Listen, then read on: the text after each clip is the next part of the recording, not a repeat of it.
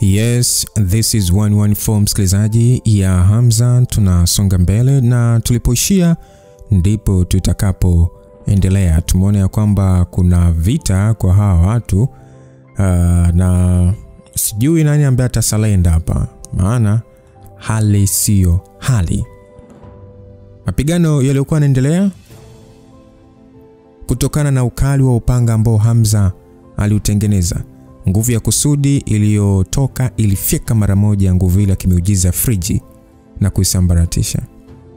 Nguvu ile ya kusudi mara baada ya kusambaratishwa ilifumuka chini na kilichosikika ni kishindo kizito, huku shimo lenye mita 7 au 8 likionekana ardhini. Kwa wale waliokuwa wamekaa nyuma ya Hamza waliweza kuona kitendo cha Hamza kwa kutumia kizembe tu upanga ule kimetengeneza uzito wa pigo hilo ambao uliwafanya kushindwa kabisa hata kupumua.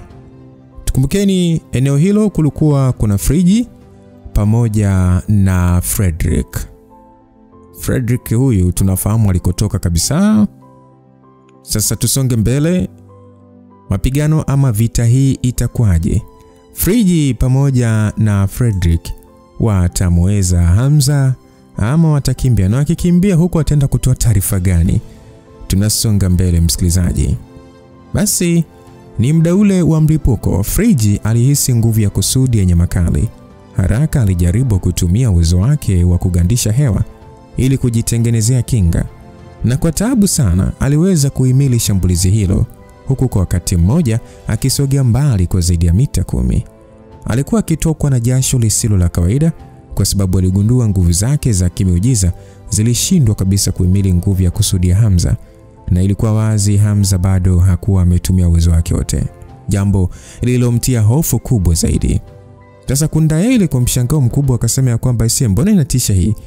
Yaani ana uwezo wa kuyadhibiti maumbo yote ya silaha na kufanya mashambulizi kwa wakati mmoja, Mzee Sukre kwa mshangao akasema hii inamaanisha uwezo wake wa kushambulia kwa silaha ni sawa na anavyotumia viungo vyake vya mwili tu.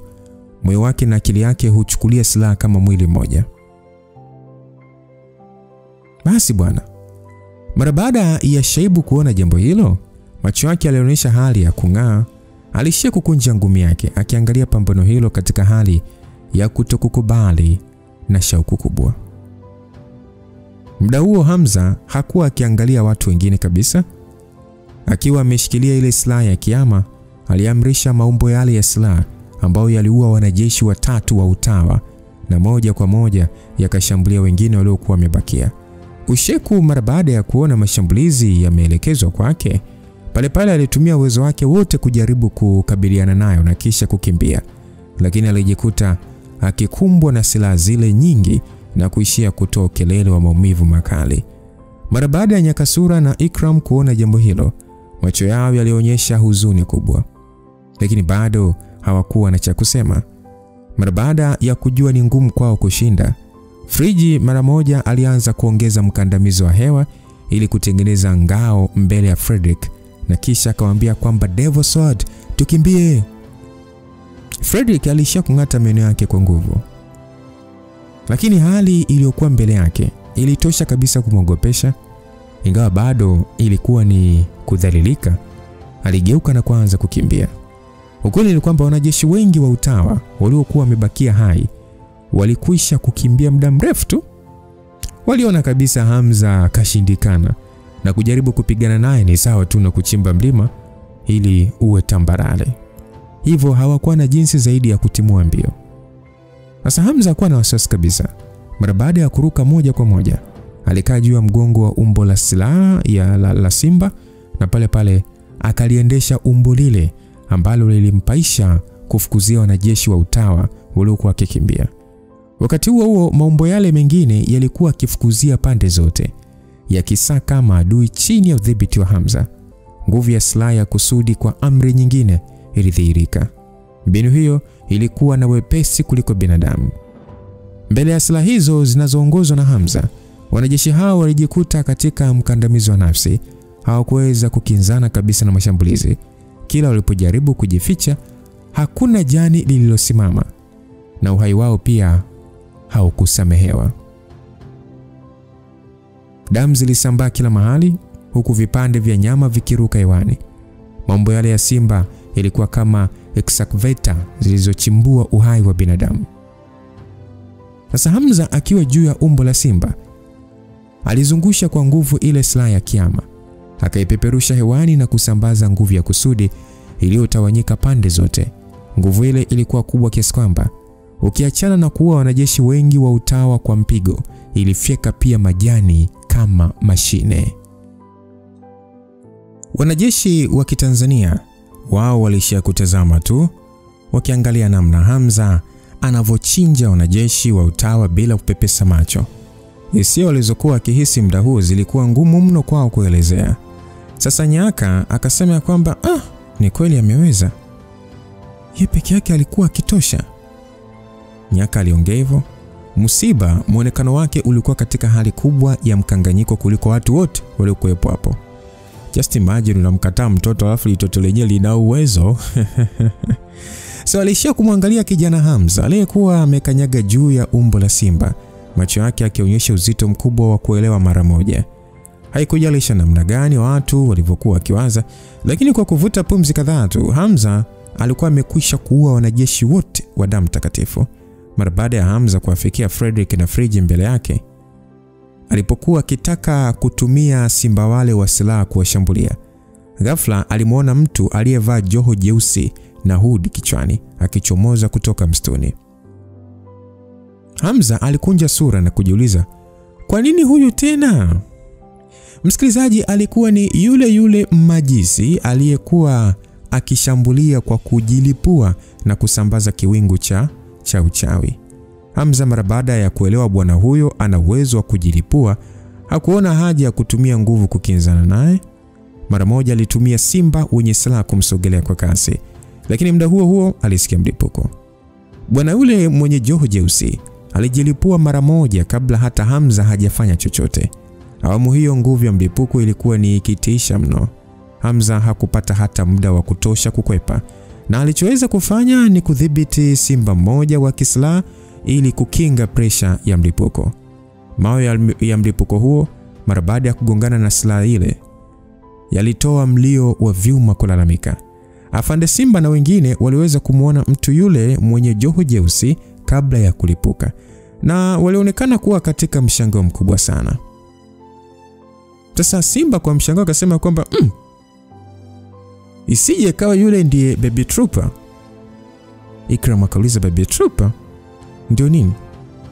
Simba akasema kwamba katika nguvu ya Armageddon yupo mwanachama wa daraja la 16 anafahamika kuwa na uwezo wa kujitengenezea mapacha yenye uwezo wa kulipuka. Hakuna mtu anayejua amejitengeneza pacha, yani amejitengenezea pacha wangapi, wala hakuna anayejua sura yake halisi. Ile anasemekana kila utokeapo mlipuko sio yeye mwenyewe anayejilipua, bali ni clone lake tu. Wenyewe anamuita Baby Trooper, yani askari toto. Aliongea hivyo Simba. Upande wa mbali, Hamza aliyekuwa akipokea mapigo ya milipuko aliweza kusikia maneno ya Simba pia. Hamza alijiambia ndio maana alikuwa akilipuka afa anatokea tena, kumbe ni pacha wake. Mara baada ya kuona amecheleweshwa, bado hakukata tamaa. Akatumia maumbo yake kushambulia tena. Lakini wakati Hamza alikuwa akitaka kuingia msituni kuendelea kufukuzia, ghafla alianza kusikia mlio wa visu vikimsogelea kwa kasi.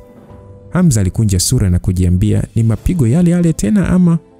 Alikumbuka mara moja kuwa bwana yule pia alikuwa na uwezo wa kushambulia kwa kutumia visu. Wakati huo akitumia maumbo yake kukabiliana na mashambulizi, kiwingu cha uchawi kilianza kuamka tena. Hamza aliweza kugundua msisimko wa nishati uliokuwa ukisambazwa na majisi huyo ulikuwa ni mkubwa mno, hata kuliko ule aliokuwa nao Friji. Sasa alijiuliza, je, ina maana huyu yupo daraja la juu kuliko Friji au ni majisi mwingine? Sasa Hamza kabla hajafanya lolote aliweza kuona vivuli vilivyoambatana na ukungu vikisogea kwa mara nyingine. Ndani ya muda mfupi tu aliona vivuli vya mtu mmoja kila upande vikifuatana na milipuko mizito. Milipuko ile ilifanya eneo lote la miti kugeuka kame, na Hamza alishindwa kabisa kuendelea kuwafukuzia Frederick na Friji. Ukweli ni kwamba kwa nguvu alizokuwa nazo majisi huyo, ilidhihirika wazi Hamza asingeweza kuendelea kufukuzia wengine bila kudili naye kwanza. na mpaka akimaliza lazima angekuwa ameshaenda mbali sana. So Hamza kuona vile, ilibidi kutumia maumbo yake ya mwili wa simba kwa pamoja kukabiliana na ivuli vya mtu huyo. Alijikinga na milipuko huku sasa akifikiria namna ya kushambulia. Basi Hamza akaambiwa kwamba Hamza, kwa makini, hivyo vivuli ni muunganiko wa majisi wawili, Baby Trooper na Shadow Devil, mwenye nafasi ya 9 kwenye umoja wa Magedon. Anaweza kujitengenezea maumbo ya vivuli vingi na vyote vikana uwezo kushambulia. Sasa ili kumshinda inakubidi umtafute yeye halisi na sio kushindana na vivuli vyake. Hamza mara baada ya kusikia maelezo hayo, hatimaye alielewa. Pale alitambua ndio maana alikuwa akihisi nguvu kubwa zaidi. Alichodhani kilikuwa ni mbinu za Baby Trooper, kumbe ni majisi mwingine mwenye cheo kikubwa zaidi. Nyakasura ambaye alisikia maelezo hayo alijikuta akishangaa kwa wasiwasi mkubwa. Akasema kwamba mfalme wa Magedon wamemtuma mpaka shetani kivuli. Kama ingeshaanza kutushambulia kabla ya kukutana na Hamza, singemaanisha wote tunge... Simba akasema hapana. Hata asingemtumia shetani kivuli bado tungeshindwa tu. Hivyo bado inaonesha maamuzi aliyofanya Magedon hayakuwa na makosa. Hata hivyo kutokea kwake shetani kivuli na askari toto kumemfanya Hamza kushindwa kuwafukuzia Fredrick na Friji. Basi Simba aliongea hivyo, Himidu naye hakuwa nyuma. Himidu alisema ya kwamba kwa maana hiyo kila kinachofanyika hapa ni mpangilio wa matukio. Walijua kuna mambo ambayo hawawezi kutabiri, hivyo moja kwa moja wakamtuma shetani kivuli kama mpango wa kando, si ndio? Nyakasura akasema hapa naona kwanza hivi kuna haja gani ya kuongea yote sasa hivi jamani? Hapa naona tunachopaswa kujua ni namna ya kudili na huyu shetani kivuli. Aliongea Nyaka aliyekuwa na wasiwasi. Asa Mzee Karume aliishia kumwangalia tu binti yake. Ndita zake zilikunjamana, lakini hakuongea chochote. Muda ule wakati watu wote wakidhani Hamza ameshindwa kujua namna kukabiliana na shetani kivuli, ghafla waliweza kumuona akifanya maamuzi yasiyo ya kawaida. Sasa Ikram Karume ndiye aliyekuwa kwanza kushtuka, akasema amekuwa kichaa, anajaribu kufanya nini? Sababu iliyowafanya wengi wao kushangani kwa sababu Hamza ambaye alikuwa katika hali mbaya alionekana kuyaondoa yale maumbo yote ya kisla. Sasa akiwa bado katika hali ngumu ya kujilinda pasipo na maumbo hayo, kitendo chake cha kuyaacha kilifanya wengi washindwe kumuelewa anapanga nini. Hata hivyo Hamza kuonekana kujali waliokuwa akimshangaa. Badala yake yeye alisambaza zile silaha kwa namna ya kuzilipua pande zote na kusambaratisha vile vivuli vilivyokuwa vikimtumia uchawi. Ni muda huo mara baada ya kujiondolea ngao hizo za maumbo ya silaha, ilionekana kama hakupanga kutumia silaha nyingi, lakini vivuli vile havikujali ni silaha ngapi Hamza nazo, viliendelea kujitokeza bila kukoma. Yaani ni kufumba na kufumbua tu. Vivuli vile vyeusi vilijitokeza tena kila upande na kumvaa Hamza. Hata hivyo Hamza hakuwa mwepesi kushindwa. Pale alitumia nishati ya mbingu na ardhi, akijizingira mwili wake kwa nishati hizo. Licha ya vivuli kumshambulia, vilishia kulipuka vilipogongana na nishati hiyo ya mbingu na ardhi. Hata hivyo Hamza bado hakupata nafasi, kwani alikuwa amefunikwa na kiwingu cheusi kilichoambatana na vivuli hivyo na kumfanya sionekane. Yaani kwa ufupi, mkondo huo wa uchawi wa shetani kivuli ulifanya eneo lote kugeuka kuwa wingu jeusi. Sasa Simba akasema kwamba Hamza, kimbia, ondoka kwa msituni. Aliongea Simba kwa nguvu mara baada ya kuona Hamza amezingirwa na uchawi ule wa maajabu. I say the truth is, msisimko waliokuwa wakihisi, waliokuwa mbali na eneo la pambano, I say ulifanya nafsi zao kufurukuta. Sasa Ikram huku akikunja sura akasema kwamba I say hii nguvu kubwa kweli kweli. Shetani kivuli kama angeshiriki katika vita sidhani kama tungepona. Nyaka akasema kwamba Hamza, acha kuzubaa, ondoka hapo mara moja. Aliongea Nyaka akimwangalia Hamza aliyefunikwa na kiwingu cheusi. Sasa wote waliona kwamba kama kijana wetu Hamza angefanikiwa kutoka katikati na kusimama sehemu isiyo na kiwingu kizito, mashambulizi yasingekuwa mengi. Walitambua pia kwamba vivuli hivyo vilikuwa vikichota nguvu kupitia lile wingu jeusi. Hata hivyo, licha ya kuona Hamza amesimama tu na kutamani kwenda kumsaidia, ilikuwa ni ngumu mno. Walijua wazi kwamba kama wangesogelea wasingeweza hata kujua walikufaje. Mara baada ya kuendelea kumuona Hamza kama amesimama tu katikati ya kiwingu, kama mtu aliyedua, watu walizidi kuwa na wasiwasi. Hata hivyo, uso wa Hamza ulikuwa na utulivu. Ingawa mashambulizi hayo yalifanya kinga yake nishati kuyumba, bado hakuwa na uoga hata kidogo. Hamza akiwa ameshikilia ile silaha ya kiama mkononi, alionekana kama mtu anayefanya tahajjud, akijaribu kufikiria namna ya kutafuta mwili halisi wa majisi huyo mwenye uwezo wa kutawala vivuli vyake. Sasa Hamza alijikuta akiongea kwa namna ya kukubali kwamba hatari. Kadri alivyotumia hisia zake kumtafuta shetani kivuli, hakupata hata dalili ya msisimko wake. Alijiambia, ai, huyu bwana uwezo wake kujificha sehemu mbona ni mkubwa mno. Hamza aliamini kama angeweza kumuona alipo, angetumia spidi yake kubwa kumfanyia shambulizi la haraka. Asa Hamza alijiambia kwamba kama nimeshindwa kupata kuona alipo, basi sina budi kutumia lile shambulizi. Basi bwana, muonekano wa Hamza bado ulikuwa katika utulivu, na alionekana akiinua ile silaha ya kiama juu. Kona za midomo yake zilionekana kutengeneza tabasamu la ajabu. Ni muda huo watu waliokuwa mbali wakiangalia kila kitu walianza kuhisi upepo kutoka pande zote ulikuwa ukijikusanya katika eneo moja alilokuwa amesimama Hamza. Sasa Kundaeli Muhinde alijikuta kisu baridi mgongoni, akasema, hii nini kinaendelea? Msikilizaji, kulikuwa kuna pressure iliyomfanya kutokujisikia vizuri. Shaibu akasema ya kwamba mkondo wa nishati unabadilika. Aliongea Shaibu aliyesisitiza macho yake kwa umakini sana. Akasema kwamba inaonekana nishati nyingi ya mbingu na ardhi inajikusanya kuelekea alipo Hamza. Sasa msikilizaji, ni muda huo wakati upepo ukiwa unajikusanya kwa kasi kubwa, mara mawingu nayo yalianza kutanda kuelekea eneo la usawa wakati alipo Hamza. Jua ambalo lilikuwa likiangaza kwa ukubwa wake, mara tu lilifunikwa na mawingu na kufanya eneo lote kuwa na hali ya kivuli kizito. Ilikuwa ni kama eneo lote linakwenda kukumbwa na mvua kubwa sana. Lakini kilichowashangaza watu zaidi ni ile silaha aliyoshikilia Hamza kuanza kutoa ming'ao zaidi na zaidi kwa namna ya kupumua. Pale pale ni kama sasa walijua nishati ile iliyojikusanya kwenda alipo, yani kwenda alipo Hamza, ilikuwa ikisogelea ile silaha ya kiama. Kadri ilivyokuwa ikivuta nishati ile kama sumaku na kuinyonya, ndivyo ilivyozidi kutoa mwanga ulioanza kutengeneza uangavu katika eneo hilo. Sasa Nyaka akasema ya kwamba yana amekuwa na uwezo wa kunyonya kiasi kikubwa cha nishati namna hiyo. Anapanga kufanya nini huyo? Nyaka alihisi mapigo yake ya moyo yakimwendea sivyo. Uwezo wa Hamza ulizidi kumfanya kuwa dhaifu. Sasa msikilizaji, ukweli ni kwamba alichokifanya Hamza ni uwezo wake tu wa kutumia nishati za mbingu na ardhi pasipo kuzivuna. Yeye alikuwa akiziita tu na si kuzivuna. Wakati huo huo, uwezo wake wa kuzitiisha nguvu hizo ulionekana kuwa mkubwa mno. Wakati nishati hizo zikijikusanya kumzunguka Hamza, hata ile ngao yake ilizidi kuwa ngumu na kufanya mashambulizi yale ya vivuli kushindwa kabisa kumfikia.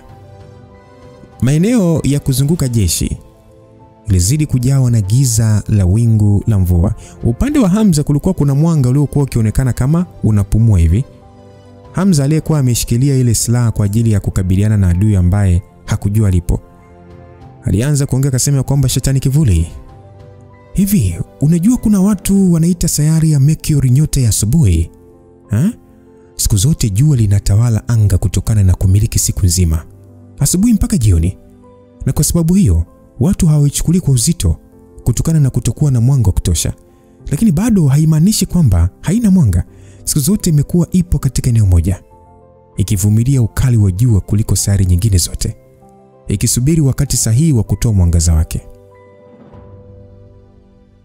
Msikilizaji, watu baada ya kusikia maneno hayo ya Hamza, wengine walielewa, huku wengine wakishindwa kuelewa.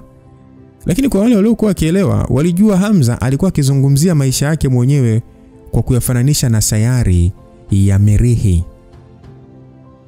Macho ya Hamza yalikuwa yamechanua. huku akishikilia silaha ile ya kiama iliyokuwa ikipumua kwa mwanga mkali na kusambaza mwanga wake pande zote kama nyota. Na ni muda huo ghafla tu aliruka hewani. Basi Hamza mara moja alitumia mbinu ya silaha ya hiari, kisha akarushia ile silaha ya kiama hewani. Kwenye silaha ile kulikuwa na muunganiko mzito wa nguvu ya kusudi ambayo ilikusanya kiwango kikubwa cha nishati ya mbingu na ardhi. Sasa juu hewani ilikuwa ni kama nyota ambayo ilikuwa ikiakisi mwanga wa jua na kusambaza duniani, huku kwa wakati mmoja ikianguka chini ardhini na kushambulia dunia. Kupitia ufahamu wake mwenyewe, uwezo wake wa kutumia nishati ya mbingu na ardhi, ubobezi wake katika silaha ya hiari, na pia muamko aliopata wakati alipokuwa akiangalia nyota asubuhi, akijumlisha vyote hivyo, alijikuta akitengeneza kusudi la pekee. Kila mtu aliyeshuhudia jambo hilo alijikuta akizuia pumzi. Waliweza kushuhudia ile silaha ikigeuka kuwa kimondo ambacho kilitoa mlipuko wa mwanga mzito baada ya kugusana na ardhi. Hakuna mtu aliyetegemea kama silaha ile ingeweza kugeuka kuwa kimondo na kutengeneza mlipuko wa aina hiyo. Watu walichoweza kusikia ni boom. Wimbi zito lilitokana na kufumuka kwa nguvu ya kusudi lilipasuka eneo la ardhi usawa alipo Hamza na kusambaa kwenye ardhi kubwa. Sasa wote wa asili, mawe na kila kitu kilichokuwa katika eneo hilo kilisambaratika na kusagika. Katika ukubwa wa eneo ambalo nguvu hiyo ilisambaa, ilikuwa ni ngumu mno kwa majusi yoyote kupona, iwe ni shetani kivuli ama kloni ya Baby Trooper.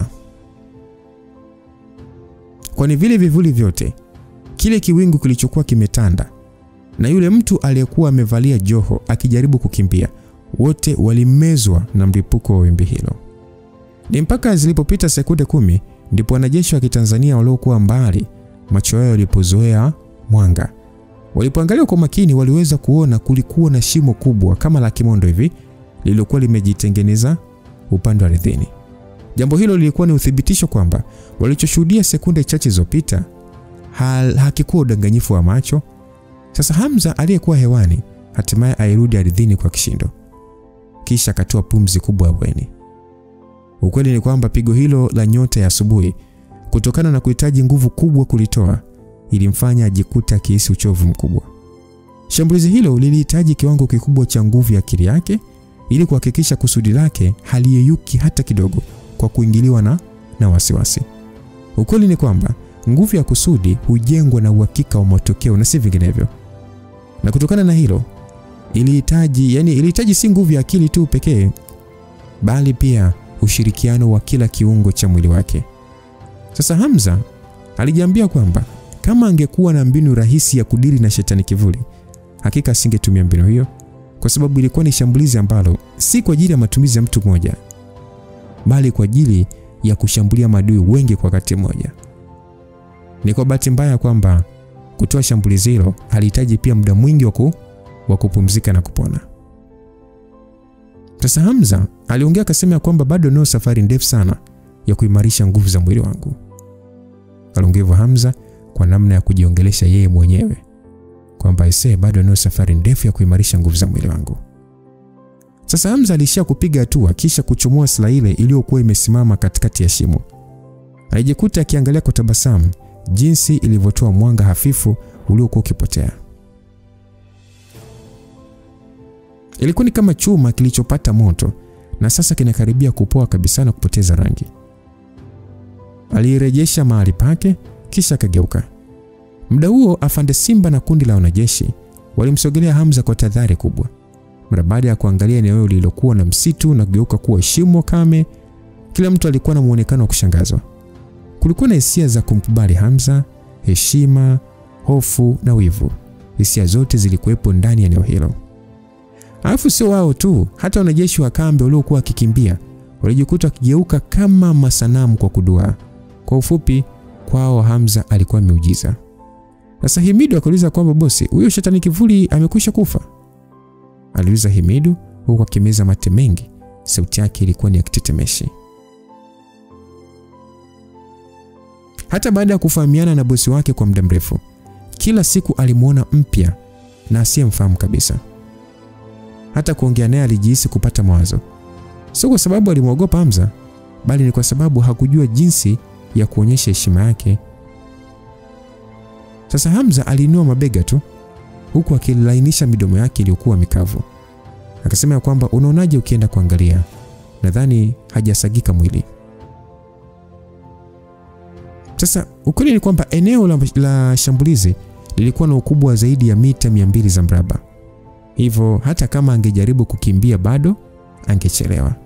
Kwa maadui hao, kama angejua Hamza alikuwa akiogofya kwa namna hiyo, kingeonekana wazi kwamba wasingejaribu kuendelea kushambulia bali wangekimbia. Sasa mara baada ya wanajeshi kukimbia umbali wa mita 100 toka alipo Hamza, hatimaye waliweza kuona mwili ulioharibika. Hiyo yote ilikuwa ni kwa sababu ya nguvu ya kusudi hilo. Haikuwa bomu, bali ilikuwa ni kama sindano zinazotoboa mwili. Ngozi ya shetani kivuli ilikuwa imegeuka chandarua. Kwa jinsi alivyoonekana, ilionekana kifo chake kilikuwa chenye maumivu makubwa. Ilionyesha wazi kwamba kabla Hamza hajafanya shambulizi, alikuwa tayari amejua walikuwa wamechelewa kujiokoa. Sasa Himidu akasema ya kwamba huyu bwana hata maiti yake inasikitisha, ni ngumu kujua amekufaje. Alisema Himidu huku akitingisha kichwa chake. Sasa Simba akasema hata kama ni mmoja wa wanachama Magedon, ni mtaalamu aliyezoelea maarufu, kwa hiyo tunapaswa kumzika. Basi wakati kila mmoja akifikiria ni kipi kinachofuata, waliweza kumuona Hamza akiondoka. Nyaka akauliza kwamba Hamza, kwa nini unaondoka sasa? Vipi kuhusu Friji na mwenzake Frederick? Nyakasura, hivi nadhani tunaweza kuwakamata? Sidhani kama wao ni wajinga kusimama eti na kumsubiri kivuli aondoke. Kama huu ndio mpango wao wa kujiokoa, basi lazima wamekimbia mbali kwa namna tusioweza kuwapata. Kuwafukuzia ni kujisumbua tu. Basi yaliyosemwa na Hamza yalikuwa ukweli. Alijua fika asingeweza kuwakamata kwa muda ambao alikuwa ametumia kudili na shetani kivuli. Zaidi ya yote, alijisikia kuchoka kutokana na silaha ile iliyonyonya nguvu zake nyingi. Nyakasura baada ya kusikia hivyo, hakupata neno lingine. Aliishia kujilaumu kwa kutokuwa na uwezo wa kutosha kumsaidia Hamza. Hamza kuonekana tena kujali kuhusu kundi hilo la watu, akaanza kukimbia kuelekea kukutana na mke wake ambaye ni Reji. Sasa Hamza akasema kwamba wife, unaonaje mashambulizi yangu hayakuwa mabaya, si ndio? Alimuuliza huku akiwa na tabasamu na akimshika Regina bega. Kareji kalitabasamu kidogo tu huku kakitingisha kichwa, lakini kalionyesha wazi kwamba hakakuwa na mshangao kabisa. Sasa Hamza alikunja sura kwa kushangaa, kisha kauliza kwamba wife, usiniambie hili pia uliliona ndotoni? Basi Kareji kalitoa mguno wa kukubali, kisha kakasema kwamba sio kwa wazi sana, lakini nimeota. Ilikuwa ni kama nilisahau, ila nilipokuona ukikusanya upepo mwingi nikakumbuka na kuona kinachokwenda kutokea. Hamza akasema, "Say wife, unaonekana kujua ajayo. Kwa jambo kubwa kama hili linapaswa kuwa siri, vinginevyo litakuwa tatizo badala ya kuwa baraka kwako." Basi alisema hivyo Hamza. Alijua fika itakapotokea watu wakatambua mke wake anaweza kuota mambo yanayokuja kutokea, angeonekana kuwa hatari kwa upande wowote ambao hautoweza kumpata. Sasa Hamza hakutaka kuona mke wake kuwa mwiba kwa upande wowote wala kuwa maarufu kwa watu. Regina pia alielewa uhatari wa swala hilo na aliishia tu kwa utii kutingisha kichwa chake. Akasema kwamba nimekuelewa, sitomwambia mtu. Basi Simba aliyemkimbilia Hamza akasema kwamba Hamza, aisee, shukrani sana kwa ajili yako, tumeweza kupona janga hili. Vinginevyo sisi wote hapa na viongozi waliojificha tungekumbwa na hatari kubwa. Basi Mzee Kimbwa huko akicheka akasema kwamba hakika huyu ni mjukuu wa jemadari. Hatimaye familia imepata mrithi bana. Basi wengine wakasema kwamba kwa matokeo ya leo ni sawa na kusema tumeshinda vita dhidi ya Shakyamuni. Hakika unafuata nyayo za babu yako. Basi baada ya kusikia sifa hizo, Hamza alichezesha kope za macho yake, kisha akasema kwamba ninyi mnafikiria mengi sana. Mimi ninachotaka ni kuua hawa watu pekee kwa ajili ya kulinda wale ninaopaswa kuwalinda. Kwa hiyo haina uhusiano kabisa na mambo ya familia wala kitaifa. Basi aliongea hivyo Hamza bado akiwa katika hali ya kutoridhika kwa kutoweza kumuua Frederick. Hata hivyo alijua fika kwamba kwa tabia aliyokuwa nayo bwana huyo ni swala la muda tu, atarudi kumtafuta. Alijiambia mwenyewe siku hiyo itakuwa ni fursa yake ya kummaliza. Ingawa alikuwa na uwezo wa kumtafuta mwenyewe, lakini Hamza hakutaka kujaa sifa na kumtafuta. Aliona haina haja kujiweka rehani. Basi afande Simba pia alijua fika ingekuwa ni ngumu kumshawishi Hamza kurudi kwenye familia yake. Hivyo hakujali sana.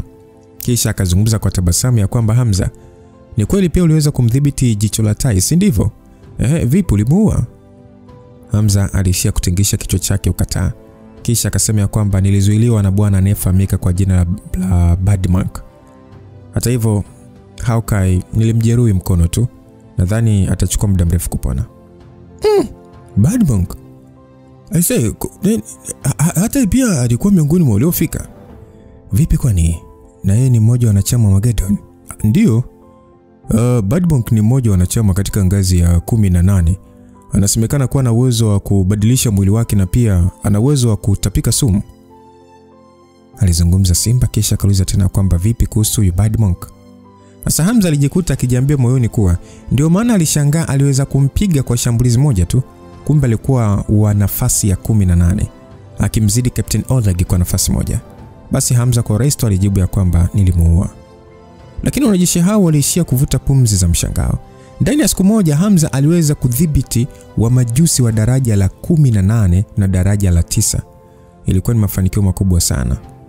Basi mzee Sukra akasema ya kwamba awamu hii Armageddon amepata hasara kubwa sana, hasa kwa kumpoteza shetani kivuli. Nina uhakika atakasirika mno.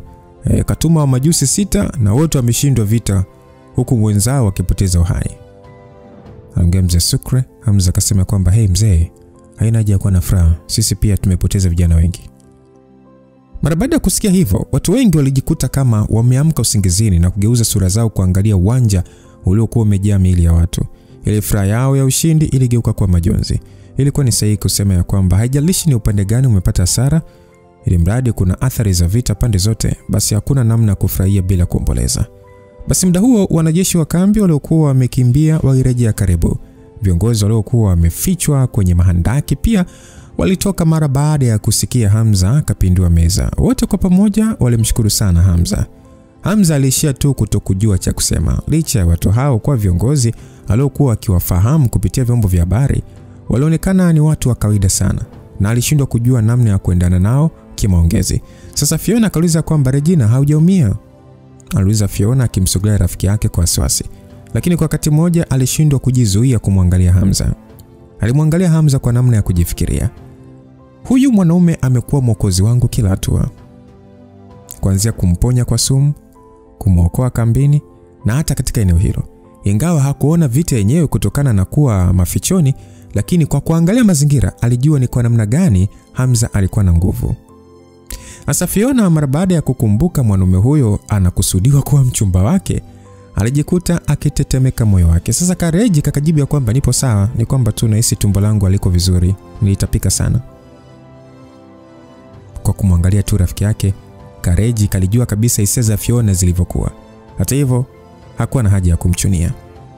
Sasa muda huo Shaibu ambaye alikuwa amesharejewa kwa kiasi kikubwa na nguvu zake, alijikuta macho yake yakimwangukia Fiona.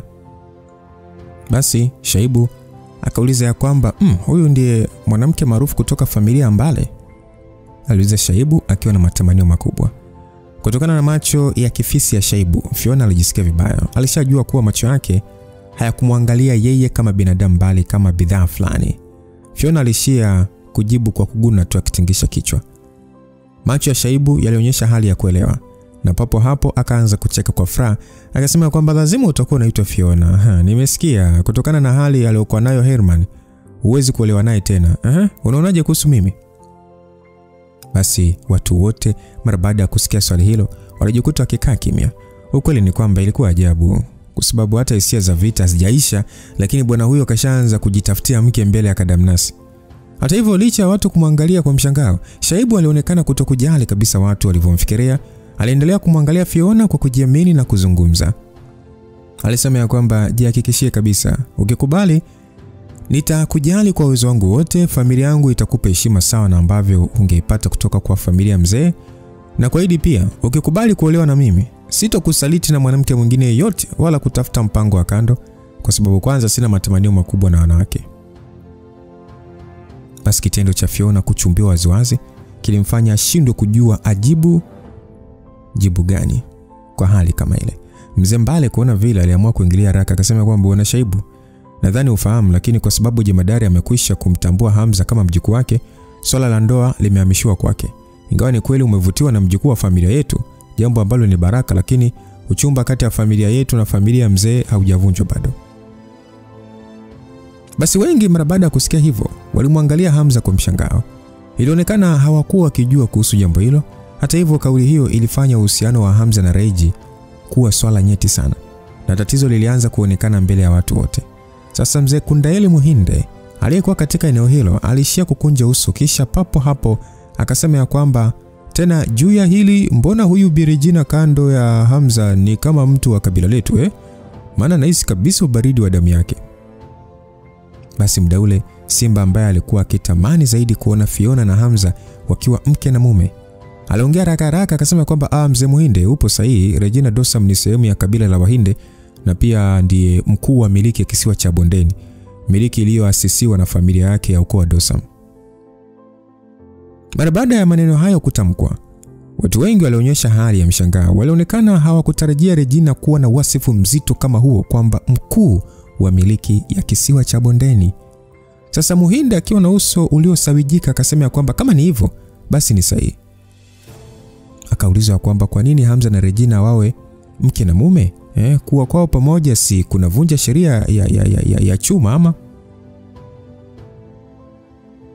Regina mara baada ya kusikia hivyo alijikuta pasipo kujielewa akikumbatia mkono wa Hamza kwa wasiwasi. Aisee, nyewe tunaona tuelewani. Sijali kuhusu sheria zenu za vyuma, sawa Kwanza nimekuwa na mke wangu kwa muda mrefu sana kabla hata hatujajua sisi ni wa ukoo gani. Kama mnataka kutuachanisha, nitawasambaratisha na ninyi. Kama muamini, jaribuni muone. Kareji kalihisi maneno ya mwanaume wake alikuwa ya uchokozi, kwamba anayetaka kuachanisha ajaribu aone. So aliguswa na kupata wasiwasi kwa wakati mmoja. Kundi hilo la watu walijikuta wakikosa la kusema. Unaanzaje kumwachanisha Hamza na mwanamke wake wakati umeona vita iliyotokea hapo? Wewe kitumbuna kipeleka mbali na meza, ambapo kwenye meza kuna chai ya maziwa ya Eriki. Wewe kwa namna alivyoshuhudia uwezo wa Hamza, hakuna ambaye alikuwa na ujasiri wa kujibizana naye. Alafu kubwa zaidi ni kwamba kijana wetu ndiye aliyewaokoa, hivyo hawezi kulipa fadhila kwa chuki. Simba akasema kwamba bro, tunapaswa kufanya nini? Simba mara baada ya kusikia sauti ya Hamza alijikuta tu akimuomba ushauri. Yaani akimuomba ushauri nani? Musiba. Hata hivyo Msiba alijua fika ana kitu cha kuongea kitakachoweza kubadilisha hali. Hivyo alishatu kusema kwamba tuliache ili kwanza, tunaweza kufanya maamuzi baada ya kuongea na baba. Simba akasema nadhani hiyo ndio njia pekee. Basi aliongea Simba akitoa pumzi ya kukata tamaa. Wote hawakuwa na uwezo wa kumzuia Hamza kwa anachotaka. Lakini kwa wakati mmoja aliona ni bahati kwamba Hamza na Regina hawakufanya sherehe ya ndoa wala hawakuwa na mtoto. Aliona lazima kuna namna ya kuwatenganisha tu, kwa sababu hakuna kinachounganisha. Upande mwingine, Shaibu alianza kucheka. Kisha akaongea kimwangalia Hamza kwamba Hamza, hakika wewe ni mtu wa kufurahisha sana. Yaani kwangu mimi na kuunga mkono kwa 100%. Na kwa misingi hiyo, wewe na Biregina kwa sababu tayari ni mke na mume, basi huna hitaji tena la uwepo wa Fiona kwenye maisha yako, si ndio? Mrembo Fiona mara baada ya kusikia swali hilo, mwili wake ulitetemeka. Mapigo yake ya moyo yaliongezeka na alikuwa akiogopa jibu ambalo Hamza angeweza kutoa. Hamza alishia kumwangalia Fiona kwa muonekano usioweza kuelezeka, kisha akamwangalia Regina aliyekuwa pembeni yake. Wakati huo na Regi pia alimwangalia Hamza kwa macho yake mazuri. Ilikuwa vigumu kuelezea hisia zake wakati huo. Regina alionekana wazi kutotaka Hamza kuwa na ukaribu huo wote na rafiki yake. Lakini bado hakuona ni vizuri rafiki yake kugeuzwa bidhaa na kubadilishiwa wachumba.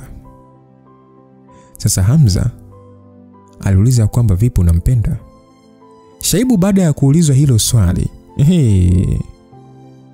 alishia kushangaa tu.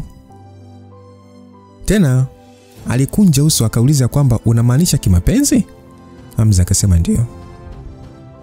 Shaibu kwa kicheka akasema sasa kwa nini simpende? Kwa mwili wake wenye maajabu mengi, ni ngumu kuona mwanamke wa aina yake kwa kipindi cha karne nzima. Kwa mwili wake huo nitapata faida kubwa, aliongea Shaibu akicheka. Tena akasema kwamba nikiwa naye nina uhakika uwezo wangu utaongezeka kwa 30%. Hamza alijikuta akishangaa, akasema yani, mwili wa maajabu mengi unamaanisha nini? Shaibu akasema inamaanisha ni kwamba yani huna uelewa, ama kwa hiyo yani hujui kwa nini jemadari anataka umuoe. Hamza alijikuta akishangaa kidogo, na papo hapo akaanza kujiuliza kumbe swala la ndoa lilikuwa na faida kubwa. Sasa Hamza akajibiwa kwamba Hamza, hivi ni kweli hujui? Ila wanawake urithi wa damu ya uungu wa kale wanao nafasi kubwa ya kuwa na mwili wa nguvu ya upatanisho. Ingawa kwa miili yao peke yao ni ngumu kuamsha nguvu ya urithi wa damu, lakini wanao uwezo wa kumsaidia mwanamume yeyote katika kutengeneza daraja la upatanisho kati ya nishati za mbingu na ardhi. Kulingana na maelezo ya watangulizi wetu wa kale, damu yetu sio safi na inaweza kuwa ngumu kwa mtu yeyote kuishinda inapoamka na kumfanya awe mnyama. Sasa ili kuendelea kuimarika hata pale nguvu zinapoamka, kunahitajika kiungo cha upatanisho. Hata hivyo miaka mingi iliyopita hapajawahi kutokea mwanamke aliyezaliwa na kiwango kikubwa cha nishati ya upatanisho. Unaweza kuhisi si jambo la maana, lakini kuna hatua ukifika lazima utahitaji msaada wa nje, la sivyo unaweza kugeuka kichaa au kuwa kiumbe cha ajabu. Hivyo msisitizo wa babu yako juu ya hili ni kwa faida yako mwenyewe. Fiona ndio mwanamke pekee aliyebahatika kuzaliwa na nishati nyingi ya upatanisho, ambayo ni msaada mkubwa kwa uwezo wako. Hamza mara baada ya kusikia kauli hiyo alishia kumwangalia Fiona kwa mshangao mkubwa. Alijiambia ndio maana Herman alikuwa kama kichaa kwa ajili ya kumpata Fiona. Msikilizaji, katika mafunzo ya nishati za mbingu na ardhi, uwiano ni msingi mkuu sana. Kwa sababu kosa lolote hufanya mtu aidha kugeuka na kuwa kichaa ama kuishia kupoteza kabisa uwezo wake wote. Ndio maana katika hatua fulani pia kulihitajika hata vidonge kwa ajili ya kutuliza akili. Ushirikiano baina ya mwanaume na mwanamke wakati wa tendo la ndoa hutengeneza amani ya nafsi ambayo huipa akili mwanga safi na kumwongezea mwanaume bahati ya ufunuo. Sasa muda huo, wakati Fiona akielezewa maajabu ya mwili wake mbele ya watu wengi namna hiyo, alishindwa kujizuia na kushika sketi yake kwa aibu huku akiinamisha kichwa chini. Shaibu kinagaubaga tu akasema ya kwamba Hamza, ndio kama hivyo sasa. Kama unataka kumuoa, basi kulingana na umri wetu mimi sipendi kuingilia. Lakini kama huna mpango wa kumuoa, basi usinilaumu mimi kumtaka kuwa mke wangu. Aliongea Shaibu hivyo. Reji alihisi kutokuwa vizuri moyoni, kisha pale pale alivunja ukimya akasema kwamba Mr. Shaibu, unamaanisha hata kama Fiona akupendi, uko tayari kumlazimisha kumuoa? Shaibu mara baada ya kusikia hivyo alijikuta akicheka kana kwamba ni ajabu. Shaibu akasema kwamba Bi Regina, unatania sio? Au ni kwamba huelewi? Reji akasema unamaanisha nini? Shaibu akasema kitendo cha kuzaliwa na mwili wa maajabu ni hatima yake kuolewa na mwanaume ambaye anaendana na nishati ya mwili wake. Vinginevyo si tu kwamba nishati yake itapotea bure, bali hata yeye mwenyewe hawezi kufurahia mwanamke wake wakati wa tendo. Kuhusu kumpenda ama kutokumpenda, unadhani wazee wanajali kuhusu hilo? Nasema ni angalau mimi ambaye sina tamaa za wanawake. Hivyo kama akiolewa na mimi, nitakuwa chaguo bora kwake.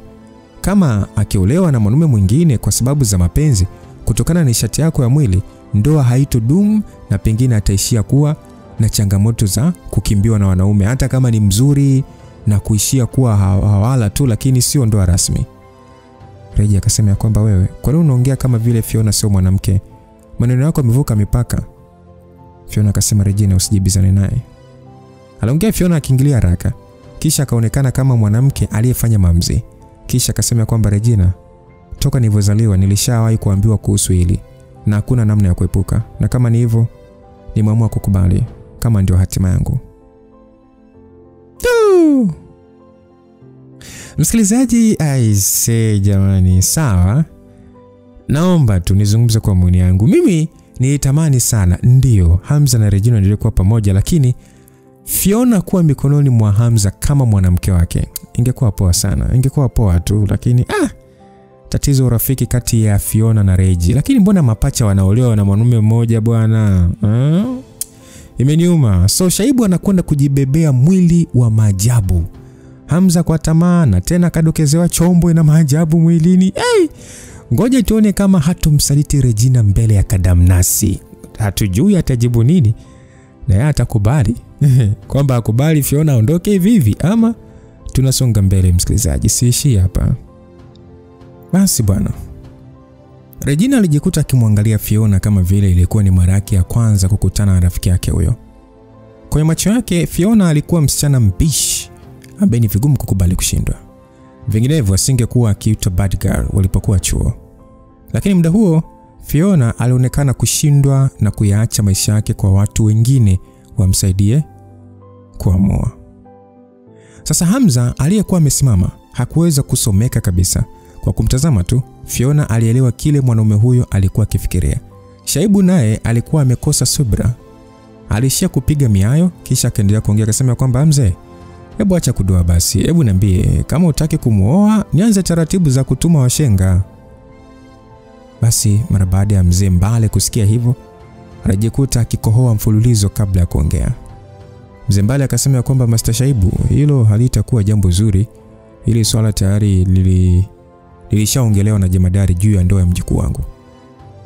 Basi Shaibu kwa kicheka akasema, jemadari ameliongelea, lakini vipi kama Hamza hataki kumuoa Usiniambie unataka mjukuu wako kuishi maisha pasipo ndoa.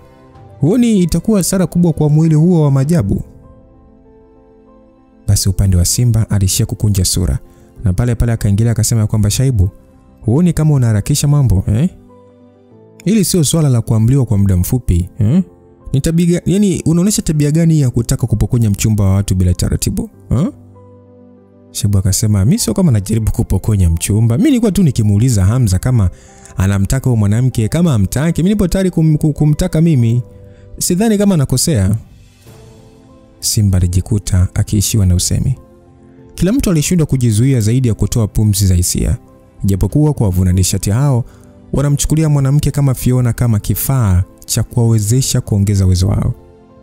Lakini kwa namna swala hilo lilivyoongelewa wazi, ilikuwa sawa na kusema Fiona hana hiari ya kuamua nani wa kumuoa. Hata hivyo kuongelewa swala hilo wazi ilimfanya Fiona kuzidi kutia huruma. Ni kama alikuwa akifanyiwa ukatili wa kijinsia. Fiona aliyekuwa akiangaliwa na kila mtu alishia kumwangalia Hamza. Na akamuona mwanaume huyo hakuwa na nia ya kujibu kabisa. Macho yake alishia tu kukumbwa na hali ya ukata tamaa. Sasa Fiona akasema kwamba Mr. Shaibu, kama ukinioa unaniahidi hautakuwa na mwanamke mwingine, hautakuwa kama wanaume wa familia kubwa ambao kuoa wanawake zaidi ya mmoja kwao ni fahari. Shaibu akasema mimi Shaibu Mjema sijawahi kudanganya na siwezi kumdanganya mwanamke. Hayo masuala ya wake na masiji na masulia yataishia kunipunguza tu mimi umakini wangu kwenye mafunzo. Sioni kama yana maana yote. Fiona akasema basi hakuna shida, kama utaweza kupata ruhusa kutoka kwa jemadari basi nipo tayari kuolewa na wewe. Basi baada ya Fiona kusema hivyo, ni hapo hapo Hamza alijikuta akikata kauli ya Fiona akasema subiri kidogo. Kila mtu alimwangalia Hamza kwa mshangao. Regina pia alimwangalia mwanaume huyo kwa hisia mchanganyiko. Upande wa Hamza ulionekana kama mtu aliyekimbia maili nyingi. Alivuta pumzi nyingi na kuzishusha kisha akasema kwamba Fiona, kama wewe ni mchumba wangu, unawezaje kufanya maamuzi ya kutaka kuolewa na mtu mwingine bila kunishirikisha? Huoni kama unipi heshima? Asa Fiona naye moyo wake ulijikuta unapiga kite huku hali ya aibu ikimvaa usoni. Shaibu akasema kwamba wewe Hamza, wewe umesema uweze kuachana na Regina wewe ama? Ndio nimesema hivyo. Ila mimi napenda mke na masulia. Ni mwanaume gani asiyependa wanawake warembo? Mara baada ya Mbale kusikia hivyo macho yake yalichanua huku Simba akishusha pumzi ya weni. Nyaka akasema kwamba umekosa aibu ese. Aliongea Nyaka ambaye uso wake ulijaa hali ya kumdharau Hamza. Upande wa Regi alikuwa na ukauzu huo uso wa kawaida usoni. Alishia kung'ata midomo yake akishindwa kabisa kuongea chochote. Basi Shaibu akasema kwamba ilivyo adimu kupata mwanamke mwenye mwili wa maajabu, ila kwa sababu wewe ndiye wa kwanza basi sina jinsi. Isitoshe una support kutoka kwa babu yako. Anaongea Shaibu akitingisha kichwa chake kwa masikitiko. Sasa Hamza akasema kwamba hili halina uhusiano na nani ni mjukuu wa nani. Unaweza kumuuliza Fiona mwenyewe kama anakupenda au ananipenda mimi. Basi mara baada ya kusikia maneno hayo, Fiona alitamani kutafuta shimo ajifiche. Shaibu alishia kung'ata mdomo wake kabla ya kuongea. Shaibu akasema kwamba inatosha sasa bwana mkubwa. Kwanza hayo mambo ya mahusiano yananitia homa tu na kwangu mimi sio kipaumbele. Ila jiangalie sana. Ni swala la muda tu, nitakupita kwa uwezo. Wewe endelea tu kupoteza nguvu zako na wanawake. Hamza alishia kutoa kicheko cha uovu. Kisha akamwambia kwamba nipo tayari unipite kama uwezo unao. Basi wazee wote waliokuwa katika eneo hilo, sura zao zilikuwa katika hali isiyoelezeka. Ni kama walikuwa kijiambia, vijana wa siku hizi hawana aibu kabisa. Shaibu hakuongea neno lingine tena kwa sababu alikuwa amekosa mwili wa maajabu. Kilicho mjali zaidi ni mafunzo ya nishati. Hivyo aliondoka eneo hilo bila hata ya kuacha nyayo nyuma. Simba akasema, jamani, kwa sasa tunapaswa kurudi eneo la kati la jeshi. Sidhani kama ni vizuri kuendelea kusimama hapa. Basi bwana, kwa wakati mmoja alimpatia Himidu kazi ya kuhakikisha wataalam tiba wametumwa eneo hilo kutibu waliojeruhiwa na timu nyingine kuondoa miili ya wanajeshi ili kuhifadhiwa monchwari kusubiri taratibu za maziko. Mara baada ya kila mmoja kukubali, hatimaye waliondoka eneo hilo na kurudi ofisi za uongozi wa jeshi. Sasa kuhusu Hamza, Regina, Fiona na wengine bado hawakuwa wamemalizana na taratibu za hapo.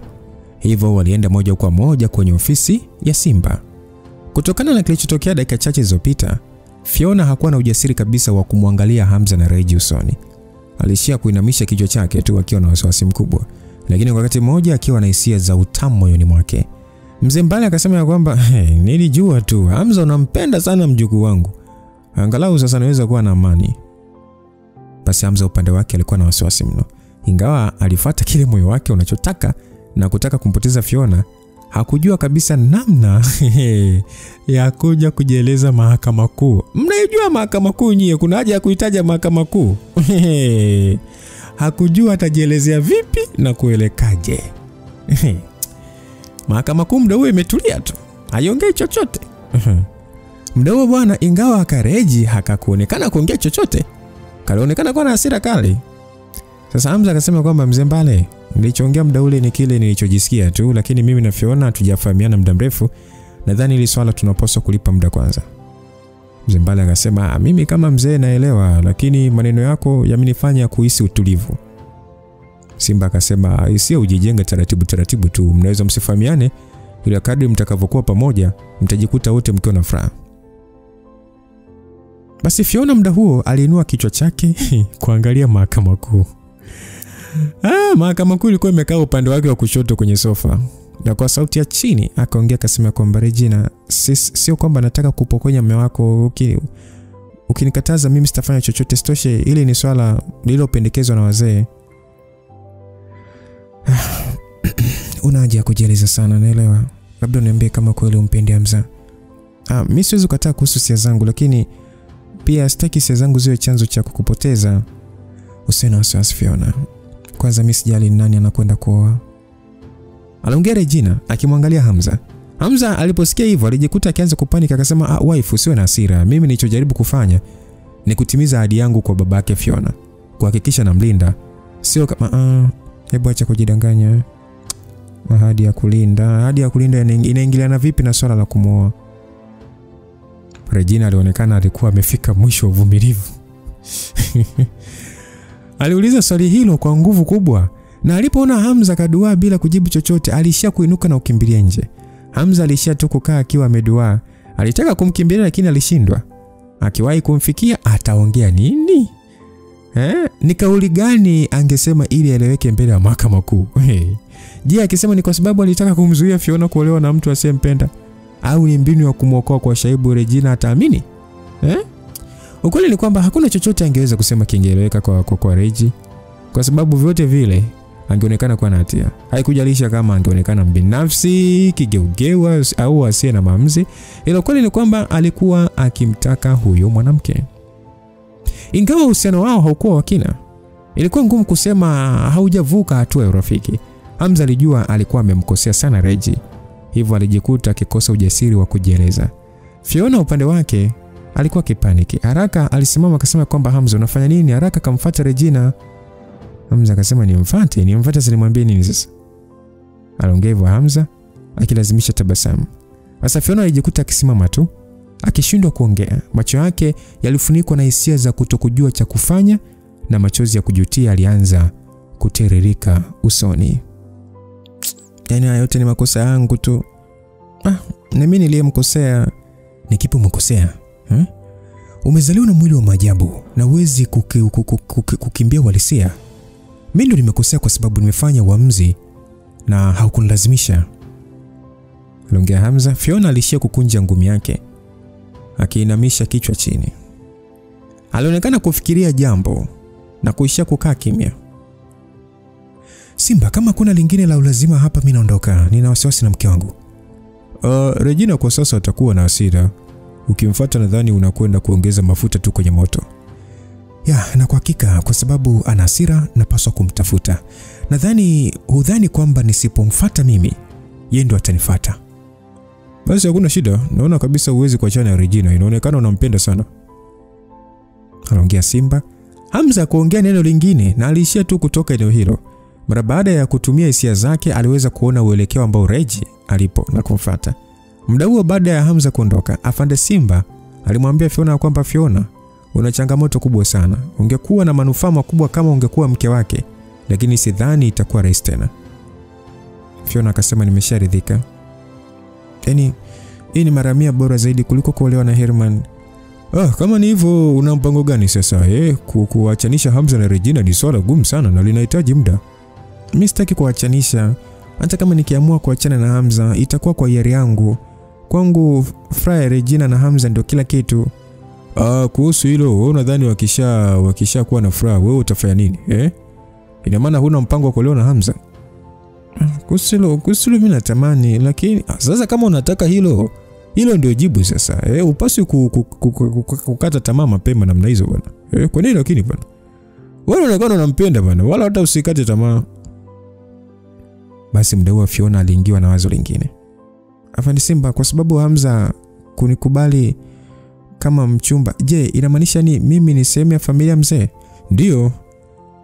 Yaani tatizo ni kwamba Hamza hataki kurudi kwenye familia yetu.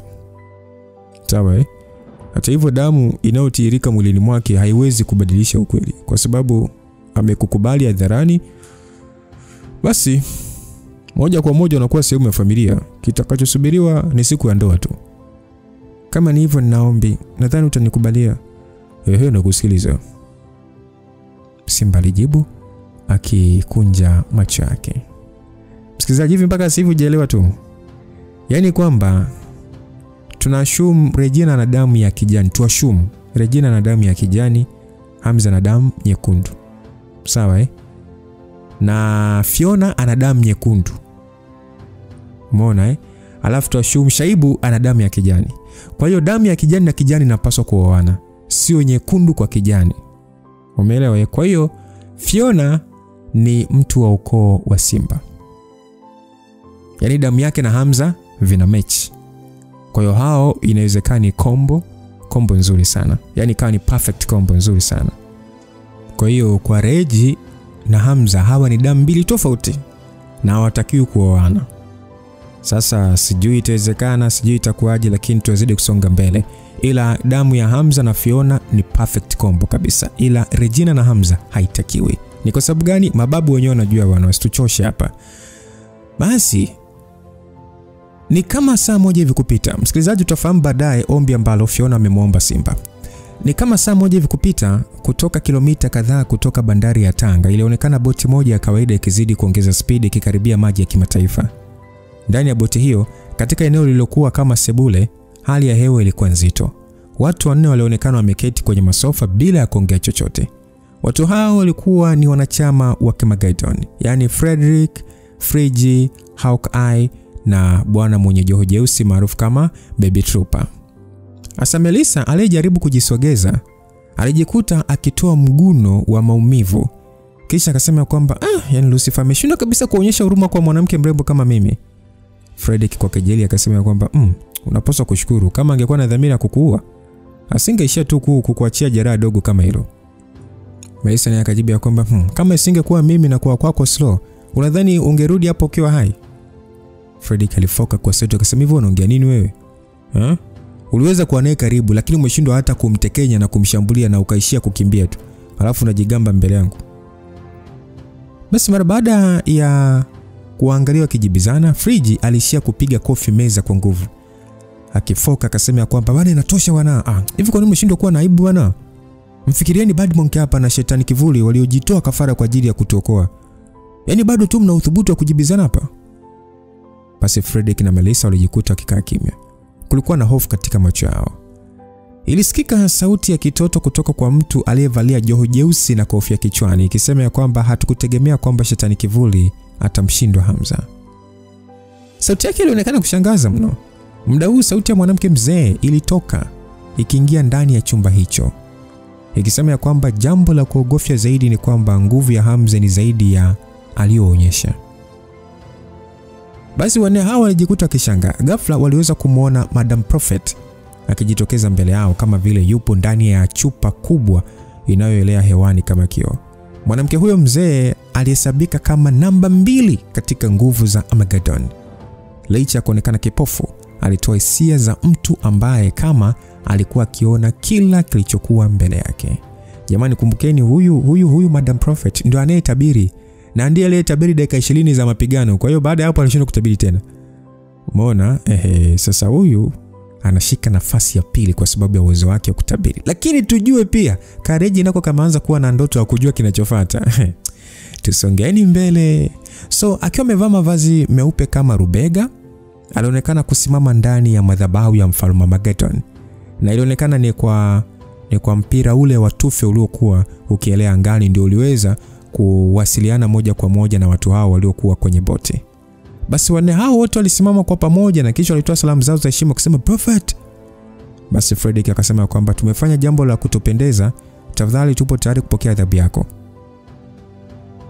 Madam Prophet akasema kwamba nyie wote mnapaswa kuadhibiwa. Nilikwisha kuasisitiza mnapaswa kumaliza vita ndani ya dakika 20 tu. Lucifer ni mojawapo ya mambo mawili yasiyoelezeka hapa duniani. Hata mimi mwenyewe nashindwa kumtabiria. Nyie, kosa lenu ni kudharau maadui zenu. Basi Fredrick akasema Madam Prophet, unamaanisha kwamba uwezo wa Lucifer ni zaidi ya aliyoonyesha? Kwa maana hiyo hata tukiunganisha nguvu zetu zote hapa hatuwezi kumuua?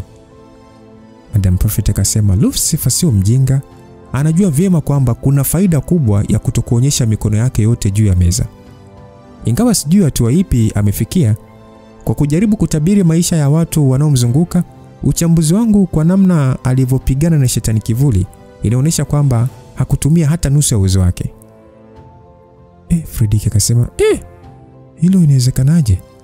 Inakuwaje yani anaongezeka uwezo wake kwa haraka sana? Basi Demon Sword aliambiwa kwamba Demon Sword, bado unafikiria kumuua kwa ajili ya kulipa kisasi? Na kushauri uachane na ndoto zako za mchana. Melissa alishia kumwangalia Fredrick kwa macho ya mzaa. Kisha naye aliuliza swali ya kwamba mtukufu Madam Prophet, kama ulivyosema Lucifer ana nguvu kubwa, si ni heri kufikiria mbinu ya kumuua mapema kuliko kuendelea kumwangalia akizamia katika umoja wa uungu wa kale? Basi Hawkeye akaambiwa kwamba Hawkeye, swala linalohusiana na Lucifer si jambo linalopaswa kuwasumbua watu kama nyie wanne. Basi maneno hayo yalikuwa ya kutokuwapa heshima kabisa. Hata hivyo wanne hao hawakupinga. Ukweli mwepesi ni kwamba hata kama wote kwa pamoja wakiunganisha nguvu zao, hawezi kumfanya chochote Hamza. Kama tu shetani kivuli alivyoshindwa. Basi wakaambiwa kwamba kuanzia sasa msifikirie sana jinsi ya kudili na Lucifer ambaye tayari sio wa kawaida. Swala la Lucifer ni juu ya mfalme Armageddon kuamua. Haitakuwa busara kushindana na adui ambaye anaamini kuwa uwezo wake hauna mipaka. Ingawa muhimu malengo yetu hajafanikiwa kwa 100%, bado haimaanishi hatujafanikiwa hata nusu. Angalau mpaka sasa ufa kati ya jemadari na wanaomsapoti ulishaonekana. Kwa sasa elekeni Dubai yalipo makao makuu ya Black Trinity na kisha mtafuteni Dithem. Yeye atawafanyia utaratibu wa kupona. Basi wakatikia yes madam. Msikilizaji, ingawa wanne hao hawakuwa na hiari, waliishia kukubali maagizo. Muda ule Prophet alimgeukia Fredrick na kisha akasema kwamba Demon Sword, unapaswa kwanza kujifunza ukomavu. Kumbuka uliomba hili mwenyewe, usimlaumu yoyote. Kama kweli unataka kumshinda Lucifer, Unachopaswa kufanya sio kulaumu, bali kuongeza nguvu yako ya kiroho ili miujiza yako iwe na nguvu. Hakuna kilichobadilika kwa sababu Armageddon Shakyamuni alikutambua mwenyewe. Basi una uwezekano usio na kikomo. Aliongea hivyo Madam Prophet mbele ya Frederick ambaye anakwenda kwa jina la Demon Sword. Kulikuwa na hali ya furaha kwenye macho ya Frederick. Alishia kuweka mkono wake kwenye kifua na kisha akasema ya kwamba thank you Prophet for your teachings. Basi upande wa makao makuu ya jeshi, Hamza aliweza kumpata Reji juu kabisa ya jengo la ghorofa akiwa amegamia ukingo wa chuma, akiangalia wanajeshi waliokuwa bize kuinua maiti za wenzao na kuzipandisha kwenye gari. Wife, I'm sorry. Aliongea Hamza mara baada ya kumsogelea. Macho ya Regina yalishia kuchanua tu. Kwa ukauzu mkubwa alishia kumwangalia Hamza bila hisia. Kuna haja ya kutamka yote? Najua haina maana, lakini bado napaswa kusema. Bado unataka? Bado unataka kusema nini yani? Kwenye maisha kuna baadhi ya masuala ingawa sio sahihi lakini bado unapaswa kufanya, si ndio? Hamza alishia kuegamia na yeye kwenye uzio huo, huku kwa wakati mmoja akitoa sigara na kuiwasha baada ya kushindwa kujua cha kuongea. Mara baada ya muda, Reji alishia kuita kwa sauti hafifu. Hamza, na hasira sana, unajua hilo eh? Ya, najua ndio na hasira sana, na ni haki yako kuwa na hasira. Mimi nipo tayari unipige unifokee na nitakubali kila kitu. Ni mimi niliyekosea. Hapana, hujanielewa. Unamaanisha nini? Nina hasira juu yangu mwenyewe. Hasira juu yako kwa nini? Nilijua tu lazima utachukua maamuzi haya baada ya kugundua Fiona anakupenda. Lakini wakati nilivyoona Fiona anataka kumkubali Shaibu, sikujisikia vizuri. Nilivyokuona ukiingilia na kumzuia, ukweli nilipatwa na uweni ya moyo. Hamza alishia kumwangalia mwanamke huyo. Ukweli hakuelewa kama hicho ndicho alichokuwa akifikiria. Inashangaza, si ndio?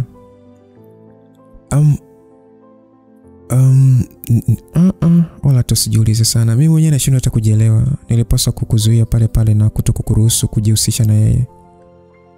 Nilitaka pia kumfokea Fiona kwa nini ananifanyia hivi, lakini nimeshindwa kabisa. Najisi sio mimi kabisa, ni sikuwa hivi. Nachukia hali nilionayo. Natamani nikuchukie wewe, nimchukie Fiona na mwanamke yote anayekutaka. Nataka kuwa binafsi. Nataka kukukasirikia, kukutishia kukuacha, lakini nashindwa kabisa ni kwa... Mpaka hatua hiyo mabega ya Regina alianza kutingishika huku akianza kutoa kilio cha kwikwi. Hamza alishia kutupa sigara ile na kisha kumkumbatia mwanamke huyo. Ingawa hakuweza kuelewa kwa undani ni hisia gani alizokuwa nazo, lakini kwa muda huo aliweza kuelewa kwamba Regina alikuwa kiteseka. Regina alijihisi mjinga. Watu wengine wanaweza wasimuelewe, ikiwa ni pamoja na wewe msikilizaji. Unaweza hata usimuelewe kwa mafanikio aliyokuwa nayo. Kwa nini bado tu yupo hivyo? Ukweli ni kwamba hata yeye mwenyewe hakujielewa. Kwa sababu ya mapenzi yake kwa Hamza, alishindwa kumwacha na kukubali kila kitu. Kwa hiyo kwa hilo tu lilimfanya ajichukie. Reji ni tajiri. Ila sasa anashindwa kumove on kwa Hamza. Wife, mimi nakuhakikishia kwamba ukikataa kwa moyo wako wote nisijihusishe na Fiona, sitafanya lolote. Ni kweli nilikuwa nikijua ananipenda, lakini katika muda kama ule mimi sikutaka kuona akilazimishwa kufanya maamuzi. Nilitaka kumpatia muda wa kutosha kujifikiria upya. Sikumaanisha kama nataka kumuoa. Regina alishia kumwangalia Hamza kwa machozi mengi.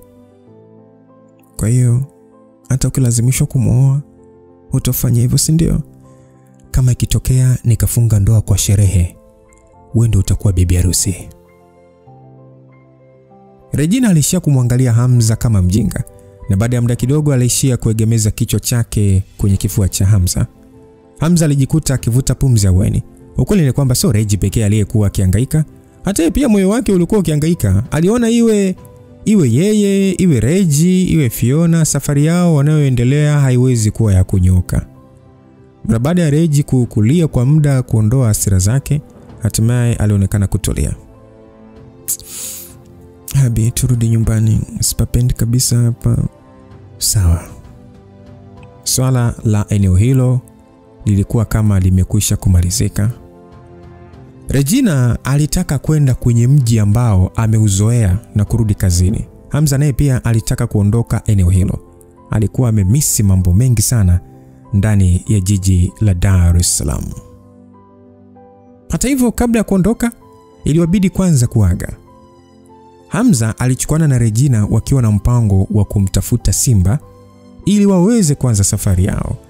Hata hivyo, baada ya kumuuliza mlinzi, aliambiwa kwamba Simba ametoka ofisini kusindikiza wageni. Hamza alishangaa na kuelekea upande wa geti la kuingilia. Na mara baada ya kufika upande huo, aliweza kumuona Simba, Musiba na wengine pamoja na Mzee Mbale wakiwa wamesimama kando ya gari la Land Cruiser. Sasa Hamza akiwa na moyo uliokosa amani akasema kwamba nani kaondoka? Akajibiwa, umechelewa. Nilimwambia Fiona wasubiri lakini kasema ni bora aondoke. Regina akasema, Fiona kaondoka, anaenda wapi? Aliuliza Regina aliyekuwa na wasiwasi.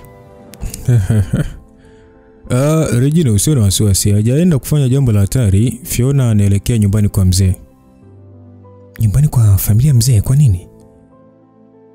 Baada ya Mzee Mbale kusema kwamba Fiona anaelekea nyumbani kwa mzee na Hamza kuuliza hivyo, Musiba Kibabe aliongea akasema kwamba kwa nini unauliza ni kwa nini Kama umekubali uchumba hadharani basi moja kwa moja amekuwa sehemu ya familia.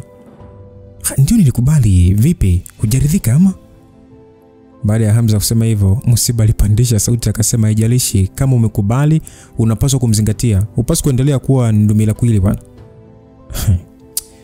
Ni heri mimi nawajibika kwa wanawake wangu kuliko baadhi ya watu. Musiba alipandisha kifua akasema, wewe unaongea nini wewe? Basi Simba ilibidi aingilie. Akasema, bro, haina haja ya kupandisha pressure bwana. Tuongeeni kirafiki tu. Aliingilia Simba haraka akiogopa baba na mwana kuanza kuzichapa.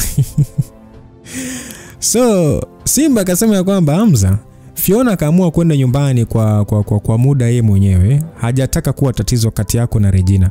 Anajua pia ni ngumu kumuoa kwa sasa. Hivyo yupo tayari kusubiri akiwa nyumbani mpaka pale mtakapopata majibu au kufanya maamuzi. Kwa ufupi, Fiona hataki kuwa kikwazo kwenye mahusiano yenu. Hivyo kaamua kukaa mbali kwa muda. Vyote vile utakavyoamua yupo tayari kupokea maamuzi yako.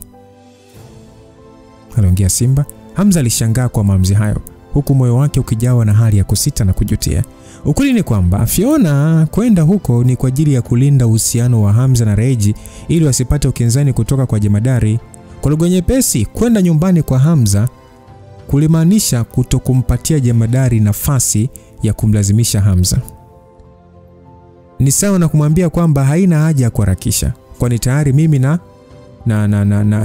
yani mimi nina mwili wa maajabu, yani mimi na mwili wangu wa maajabu tupo nyumbani kwako. Lakini Hamza alijiuliza, kama asiporudi huko kwa familia mzee ndani ya mwaka au miaka, si itamaanisha mwanamke huyo ataendelea kusubiri maisha yake yote? Sasa Mzee Mbale akasema kwamba Hamza, kwa sababu umekubaliana na swala la ndoa, Fiona kuanzia sasa ni wajibu wako. Ingawa sikulazimishi, lakini itakuwa vizuri ukitoa jibu la haraka iwezekanavyo. Kwa mwanamke hata kama ajifunze mafunzo ya nishati na kupunguza spidi ya kuzeeka, muda haujawahi kuwa rafiki kwao. Basi Regina akasema, Mzee Mbale, samani. Mzee Mbale akasema kwamba Regina, utakiwi kabisa kuomba samani bwana. Sisi ndio tunapaswa kufanya hivyo kwako. Fiona ameona aibu kukuangalia, ndio maana ameshindwa kukuaga. Msikilizaji, ingawa Hamza alihisi vibaya kwenye moyo wake, lakini mara baada ya kufikiria, aliona kulikuwa na muda mchache sana wa kufanya maamuzi. Na katika muda huo mchache hakujua ni jibu gani Fiona anapaswa kumpatia. Sasa Simba akauliza kwamba Hamza, ulionekana kunitafuta, kuna tatizo? Hamza akasema, tunarudi nyumbani, nadhani hakuna cha kutubakiza hapa muda mrefu. Simba akasema, ndio nataka kurudi, lakini umealikwa Ikulu, viongozi wa juu wanataka kutoa shukrani zao ana kwa ana. Hamza akasema, hapana, siwafahamu na sijui namna ya kuongea nao, sisi tunaondoka. Simba alijua ni ngumu kumlazimisha Hamza kukutana na viongozi wa kisiasa, na alishia tu kutingisha kichwa kuelewa. Basi akasema, hakuna shida, mimi nitawaeleza kwa niaba yako, naamini viongozi wataelewa. Hata hivyo mwaliko huu ni kwa sababu ya mchango wako hapa nchini. Maamuzi yamefanyika na wanataka kukupatia cheo cha heshima. Hamza akasema, isije ikawa unataka mnipe kitengo. Nadhani nishasema mimi sina matamanio na masuala ya uongozi. Simba alicheka akasema, sio na wasiwasi kuhusu hilo. Cheo hiki ni kama nishani ya heshima tu kwa uliowafanya kwa nchi. Sio kama unapewa kitengo cha kuongoza. Cheo hiki ni maalum cha kutambua watu wenye mchango mkubwa kwa taifa na kuingizwa katika historia ya kitabu cha taifa. Ingawa hatutosambaza juu ya hili kwa watu, lakini kwa cheo hiki utaweza kuishi maisha ya amani na kufanya kitu chochote hapa nchini. Basi Hamza mara baada ya kuambiwa ni cheo ambacho hakimfanya kukaa ofisini, hakuonekana kujali sana, na pale akauliza kwamba ni cheo gani hicho. Simba akasema kwamba bado cheti chake kipo kwenye matengenezo, kila kitu kikaa sawa basi Mheshimiwa Rais atatuma mwakilishi wake kwa ajili ya kukupatia. Wewe Mtukutu, unapaswa kutunza vizuri cheti hiki. Ni uthibitisho wa kikatiba ambao hushuhudiwa na viongozi wa juu wa nchi, tena kikiwa na sahihi zao kabisa. Kwa hiyo kutakuwa kuna sahihi ya viongozi wa mimili yote mitatu ya nchi, mahakama, bunge na ofisi ya rais. Kwa hiyo ni cheo cha heshima kubwa ambacho hata viongozi wajao hawawezi kukupokonya. Hata mimi mwenyewe kama Simba nakitolea mate. Kubwa ni kwamba ni tuzo utambuzi pekee na haikufungi kiuwajibikaji kwa taifa hili. Basi Hamza alishia tu kuinua tu mabega akijambia, nitapokea, sio kwa sababu nakitaka sana, ila kwa sababu mnanilazimisha kupokea. Basi mara baada ya kueleza hayo, gari liliandaliwa kwa ajili ya kuwachukua Hamza na Reji kwenda uwanja wa ndege. Mara baada ya wawili hao kuondoka, Simba alishia kumwangalia kaka yake. Simba akasema kwamba, bro, hivi kwa nini unakaza sana sauti wakati wa kuongea na yule mtoto? Kwa uwezo aliokuwa nao, sidhani kama kuna mtu hapa nchini mbali na baba ambaye anaweza kumwambia cha kufanya. Hivi kwa nini unashindwa kumiliki nafasi yako kama baba kwake? Simba akasema, bwana, nguvu ni nguvu tu na mtu ni mtu. Unaweza kuwa na nguvu ila kama njia zako hazijanyoka ni bure tu. Simba akasema, mimi naona unafikiria sana. Hamza kafanya kosa ambalo wanaume wengi wanafanya. Mengine yote upo sahihi. Simba akasema, swala kubwa hapa ni yeye kulazimisha kuendelea kwa na Regina. Ndoa yao inavunja sheria iliyodumishwa kwa zaidi ya karne kadhaa. Nashindwa kujua ni kwa namna gani baba atalifikiria kuhusu hili yani. Ila nina uhakika wazee wa uungu wa kale hawezi kukaa tu bila kuingilia. Nikifikiria tu yani mimi nahisi kichwa kuuma. Aliongea Msiba huku akiangalia upande ambao Hamza ameondoka na Regina na kuishia kunyamaza tu. Sasa muda wa saa moja, yani mida ya saa moja hivi za usiku, Hamza na Regina waliweza kufika nyumbani salama salimini. Shangazi ambaye alikuwa na taarifa za kurudi kwao alikuwa ameandaa vyakula mbalimbali na kuvipanga mezani. Muda huo familia Irene pia ilikuwa imekusanyika kwa ajili ya kumpokea Regina na Hamza. Na Hamza akasema kwamba ni adimu sana kuona mkusanyiko wa kifamilia kama huu. Basi Irene kwa furaha alishia kumkumbatia Regina huku akimuuliza maswali mengi. Irene akasema, dada Regi, nimesikia habari za sister Fiona kufiwa na baba yake. Vipi, anaendeleaje? Alionekana kuwa na wasiwasi kwani stosha Fiona alikuwa role model wake. Basi Regi akasema kwamba Fiona anaendelea vizuri lakini ni story ndefu. Anaongea Regina mara baada ya kuvuta pumzi nyingi. Sasa Irene akauliza kwamba, basi jipe muda wa kutuelezea. Muda huo bibi yake Irene alishia kufika kutoka jikoni kwa ajili ya kuchukua sahani na alimkaribia Irene akimwambia kwamba, wewe mtoto, dada yako ndio kwanza amerudi na amechoka. Hivi mbona una haraka hivyo? Subiri wapumzike na kisha ndio ataongea taratibu. Irene akasema, mimi ni kwa sababu na wasiwasi, na si mimi tu, mashabiki zake wengi wanatarajia kwa hamu kurudi kwake kwenye sanaa. Basi Hamza kusikia maneno hayo, pale alikumbuka kwamba siku zijazo Fiona anaweza asionekane hadharani tena. Swala hilo la ndoa ni kama limemfanya Fiona kuachana na masuala yake ya uigizaji. Hamza kufikiria hivyo tu, alijikuta akihisi hatia moyoni mwake. Regi akauliza kwamba, mjomba, uirudi lini kutoka nje ya nchi? Basi babake Irene, ambaye Regi anamuita mjomba, babake Irene anajibu ya kwamba, ndio nimerudi juzi tu, tulikuwa na seminar iliyopaswa kufanyika Dodoma wiki hii lakini iligairishwa naona ulinzi makao makuu ulikuwa mkubwa mno. Kulikuwa na sela, atakuwa kuna nini kinachoendelea.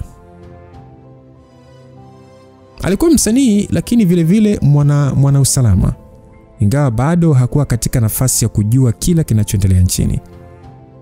Hamza yeye upande wake hakuweza kufafanua kilichotokea kutokana na familia hiyo kuwa na uhusiano na Wahinde. Sasa Irene kwa shauku akauliza kwamba kwa hiyo na sisi ni sehemu ya familia zenye urithi wa damu ya uungu ama? Akajibiwa ndio, ni wewe na mjomba pia. Berin akasema sisi hatuna shida. Lakini Hamza, kwa hili ulilosema wewe na Regina inaonekana mtakutana na changamoto kubwa mbeleni. Basi shangazi kwa wasiwasi akauliza kwamba unaonaje tukihama nchi? Naona hali hapa nchini inazidi kutokuwa salama kadri siku zinavyozidi kwenda. Vipi kama hao wazee wa uungu wakijaribu kuvunja mahusiano yetu, tutafanyaje? Hamza akasema shangazi, usio na wasiwasi. Tutadili na kila changamoto itakayojitokeza. Aliongevu Hamza. Muda huo simu ya Reji ilianza kuita na mara baada ya kuangalia nani anayepiga, hali ya furaha ililipuka usoni. Ni babi yake ndiye aliyekuwa anapiga. Basi alipokea simu haraka, lakini mara tu baada ya kusikia sauti, tabasamu lililokuwa usoni mwa Regina lilipotea. Haikuwa babi yake Muhinde kwenye simu, bali ilikuwa ni sauti ya mwanamke. Sauti hiyo ilisema kwamba Regina, ni mimi Bi Penieli, mwanamke wa jirani na babi yako, unanikumbuka? Basi Hamza na Regina mara ya kwanza walipofika kijijini kwa Wahinde, kweli walikutana na mwanamke aliyejulikana kwa jina la Penny, aliyekuwa akibembeleza mtoto. Basi Reji akasema kwamba nakukumbuka bibi, kwa nini unanipigia kwenye simu ya babu, kuna tatizo? Basi bibi Penny akasema nilikuwa nikifikiria nikupigia au nisikupigie, ila sina jinsi, nikaona nikupigie tu. Kama uko sawa njoo nyumbani kwa babu yako haraka iwezekanavyo, hali ya babu yako sio nzuri. Regina kwa wasiwasi mkubwa akauliza, babu ana shida gani? Nini kimetokea? Akaambiwa kwamba hali yake nilianza kuiona ikibadilika tokea mwezi uliopita. Alikuwa akilalamika ana shida ya kupumua na kwenda zanati kutibiwa, lakini daktari wa kijijini kwetu kasema hana shida yoyote.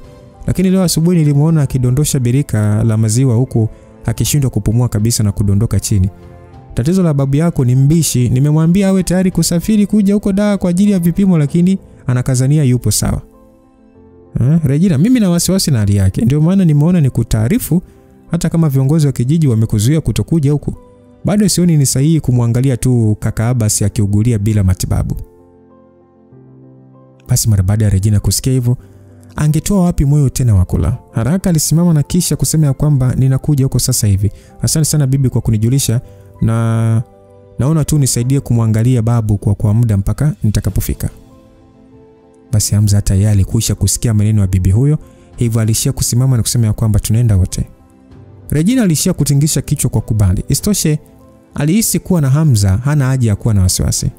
Hamza baada ya kuongea hivyo, Reji akasema kwamba habi, sidhani kama ndege yangu itarahisisha kukuwai. Unaonaje tukitumia helikopta ya kampuni? Hamza akasema iko wapi kwani? Itakuwa rahisi kuwasiliana na rubani bila kuchelewa kweli? Hamza alikuwa akielewa kampuni ya Regina ilikuwa ikimiliki helikopta na ndege binafsi. Lakini hata kama wasafiri kwa ndege binafsi bado ingewachukua muda wa kusafiri, ila kwa chopa wangeenda moja kwa moja. Sasa Reji akasema kwamba mume wangu, si unajua kuendesha, mimi sidhani kama kuna haja ya kumtafuta rubani, ndege ipo kwenye gereji ya kampuni. Alongevu Regina aliyekuwa akijua Hamza pia anajua kuendesha ndege. Kutokana na usimamizi wa swala hilo, mwanamke huyo hakujali kabisa masuala ya taratibu za itifaki za kupaisha chopa. Alichotaka ni kumuona babu yake haraka iwezekanavyo. Sasa Hamza upande wake aliona swala hilo sio tatizo sana kwake, hivyo alishia kukubali na kumwaga shangazi pamoja na familia Irene na kutoka na Regina. Nusu saa baadaye Hamza aliweza kuipaisha chopa ya kampuni ya Dosam na kuitundika hewani, na safari ya kuelekea Mbeya ikaanza mara moja. Sehemu ambayo ingewachukua karibu siku nzima kusafiri kwa gari, walitumia masaa 2.5 pekee. Shukrani kwa chopa hiyo ilikuwa na mwendo wa juu sana, na Hamza pia kuwa dereva mzuri kuirahisisha sana. Hasa mara baada ya kijiji hicho kilichojaa amani kusikia merindimo ya helikopta, watu wengi walishtuka na kutoka nje. Hamza baada ya kukosa kiwanja cha karibu kwa ajili ya kutua ndege hiyo, alishusha mpaka kwenye shamba la vitunguu. Hasa mara baada ya kutoka, waliweza kumuona kiongozi wa kijiji hicho cha Wahinde akiwa mwongozana na baadhi ya vijana ambao walionekana kuwa na mafunzo ya nishati. Basi Yule mama mzee akasema ya kwamba kwa nini ni nyie tena hapa kijijini kwetu jamani, tulishawaonya msisumbue amani ya kijiji chetu Aliongea yule mama mzee huku akionyesha wazi kukasirika. Akasema ya kwamba au mnajaribu kutuletea mikosi? Basi Regina akasema wazee, hatujafanya makusudi kuwaamsha usiku wote huu, ni kwa sababu babu yangu anaumwa na nimekuja kumuona. Basi aliongea Regina akiwa na sura ya radhi. Kiongozi huyo wa kijiji aliyevalia koti la kuchakaa akasema ya kwamba bosi Regina, watu wa kijiji chetu wanatibiwa bure kabisa kwenye hospitali ya serikali. Sio hivyo tu, hapa kijijini kwetu pia wamejaa wataalamu wa tiba za mitishamba. Kama hospitali wakishindwa kutibu ugonjwa, watu wetu wanaweza kutibu pia. Kwa hiyo huna haja ya kuwa na wasiwasi na babu yako. Hata kama hela ana, tiba atapata bila shida yoyote. Reja akasema kwamba babu yangu ni mgonjwa na nimekuja kumuona. Kama nyie watu mnajali watu, basi sitarajii mtu yoyote kunikataza. Reja akajibiwa kwamba kama isingekuwa kwa huruma zetu kama viongozi kwa babu yako asiyekuwa na ndugu, kwa alichofanya mama yako, tusingeruhusu uwasiliane na babu yako kabisa. Sheria ni sheria tu. Tunao uwezo wa kutosha wa kuhudumia watu wetu. Kabla ya kuendesha hicho chombo chako kukiingiza hapa kijijini kwetu, unapaswa kutoa taarifa kwanza, lakini sio kuingia tu. Basi Regina alikuwa na hasira kiasi kwamba mwili wake mzima ulianza kutetemeka. Macho yake mazuri ghafla tu yalijawa na ukungu wa rangi ya blue.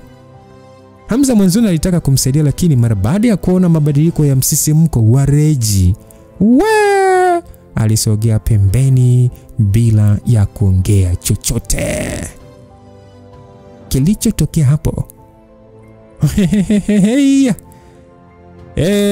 tukutane sehemu inayofuata. Kama tu Hamza kaona ngoja asogee pembeni bila ya kuongea chochote, wanamzuia Regina kumuona babu. Kilichotokea, tukutane sehemu itakayofuata kuona kwamba Reji kabadilika kawa nani. Mdoto ulikuwa na Lucas Lumbas. God be with you till we meet again. Bye bye.